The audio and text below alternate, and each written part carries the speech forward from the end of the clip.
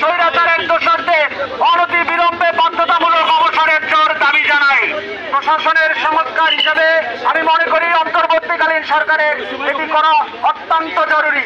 বিপ্লবী নগর রংপুর, বিপ্লবী শহর রংপুর, বীর আবু শহীদের শহর রংপুর, আমরা জেনেছি সেই উর্মিকে লালমনিরহাট থেকে ওএসডি করে রংপুরে পাঠানো হয়েছে। রংপুরের ছাত্র জনতা এটি কখনোই মেনে নিবে না। রংপুরের ছাত্র জনতা এই উর্মি